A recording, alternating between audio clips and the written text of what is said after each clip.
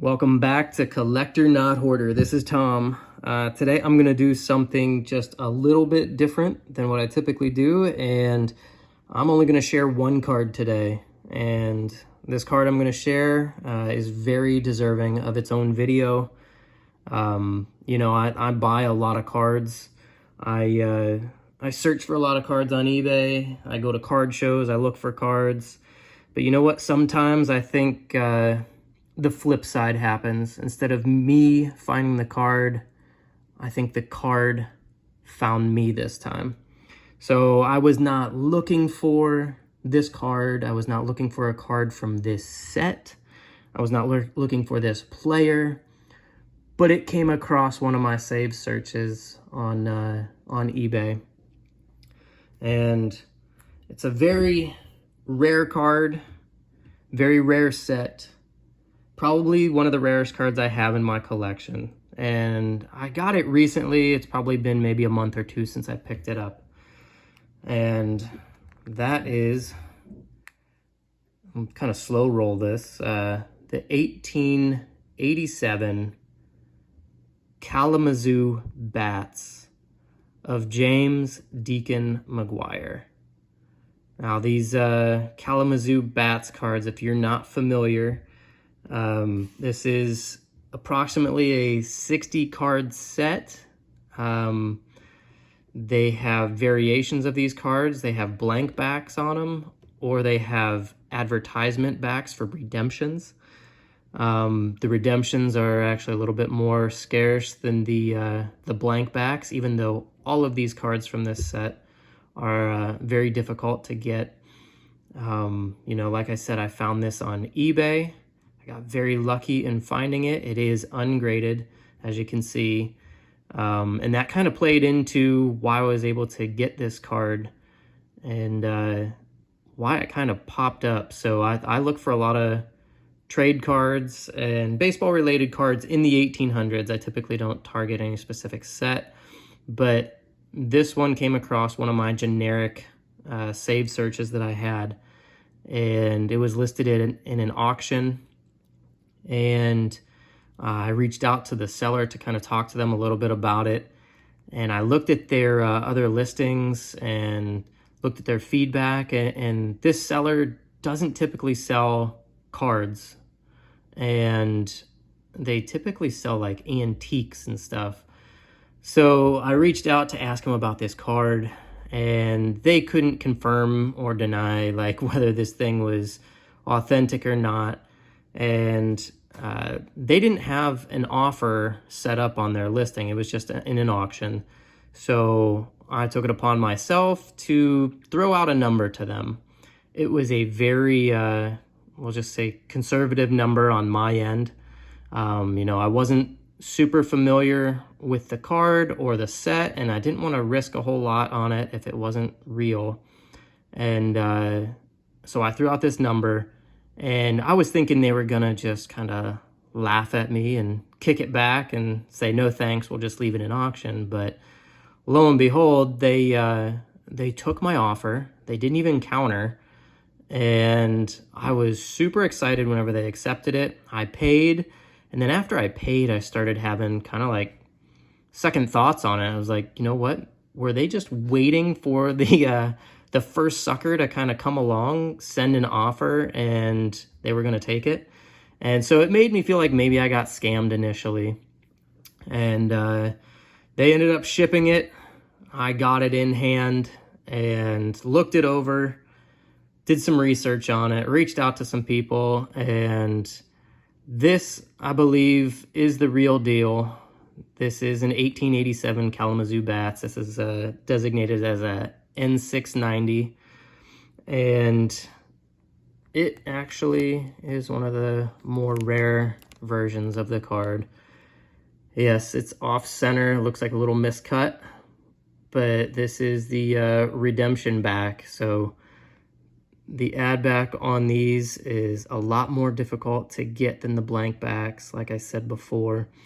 You can see all the different prizes you could get for turning in, what they refer to as the pictures. And the best one on here, you turn in 400 of these. And you can get a very fine silk umbrella with a gold-mounted handle that they valued at $5. And it says you can turn in 400 of these. SGC, I think, has graded more of these, way more of these than what PSA has. I think the majority has been graded through SGC. And SGC has only graded just over 200 total for the set. So that includes the blank backs, the ad backs, and I don't even know if they've graded every player from the set, but they're just over 200 total. So these are very scarce cards, very difficult to get, and it's actually kind of difficult in their pop report in SGC whether this specific one has been graded or not with an ad back. So the player on this card, if you're familiar with pre-war baseball, you probably know him. He's not very well known though, but this is James Deacon McGuire. And in the SGC pop report, you can see that he actually has a throwing variation of a card and he has a catching variation of the card. You get blank backs and you get ad backs, but they've graded, I think, one or two of each of them, of the throwing and of the catching version, but it's unclear whether this throwing version has had a graded copy with an ad back on it. So this could be 1, 2, maybe 3 copies of this specific card of Deacon McGuire. So if you're not familiar with Deacon McGuire,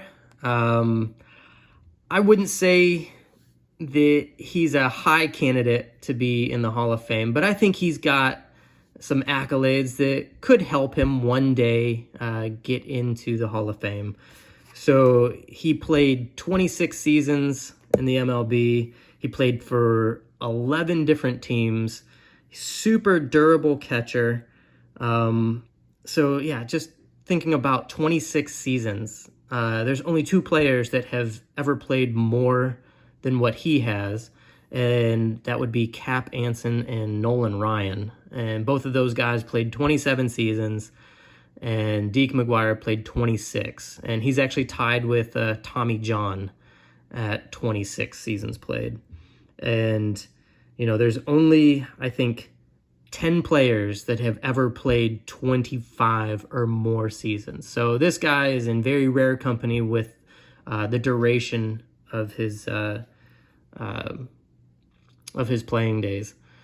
So with that being said, you know, having all that time as a catcher in the major leagues, he definitely acquired some numbers over that time, and he is actually the all-time leader in assists as a catcher with 1,860 career assists. And there's only ever been 48 catchers that have ever achieved 1,000 or more career assists. So he's in he's very highly regarded as a very durable catcher that kind of stood the test of time back then. He has the MLB record for the most runners caught stealing at 1,459. And he also has the single season record of 189 runners that he caught stealing in 1895 alone. So those are just remarkable numbers. But, you know, on the flip side, he also has the record for the most allowed stolen bases at 2,558. And that's just a crazy number to think about as well. But, you know, with as many chances as he had over his 26 seasons, you know, like I said, he holds the record for the most runners caught stealing, but he also holds the record for the most runners allowed.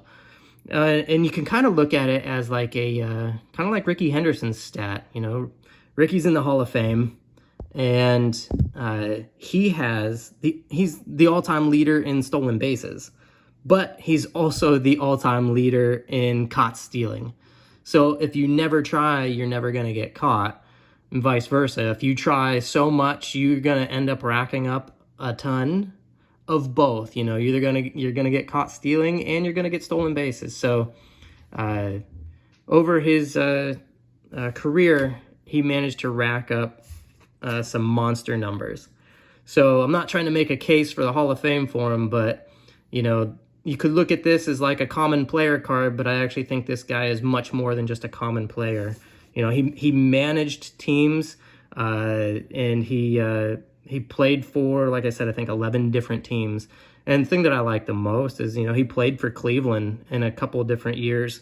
So he played for the Cleveland Blues in 1888, and he played for the Cleveland Naps in 1908 and 1910, and he also managed the Naps from 1909 to 1911. Those are just numbers or years that I found online. You know, maybe there's stuff that's been found that maybe tweaks that a little bit, but that's generally what I saw. He also won 2 National League pennants with Brooklyn in 1899 and in 1900. So this was an awesome find. I was so thrilled to add this to my collection. Super rare set that I was never even targeting, never even looking for, because I was familiar with it, but I knew that they were always out of reach. I managed to grab this one for a fantastic price. So happy that I was able to add it to my collection, and I just wanted to share it with everyone. One more time, here is the back. And the front. And this is an 1887 N690 Kalamazoo Bats. Sorry about that, my phone died while I was talking, so didn't really have a whole lot more to say about it. But I appreciate you guys watching and commenting. And don't forget, there's a fine line between a collector and a hoarder. Which one are you?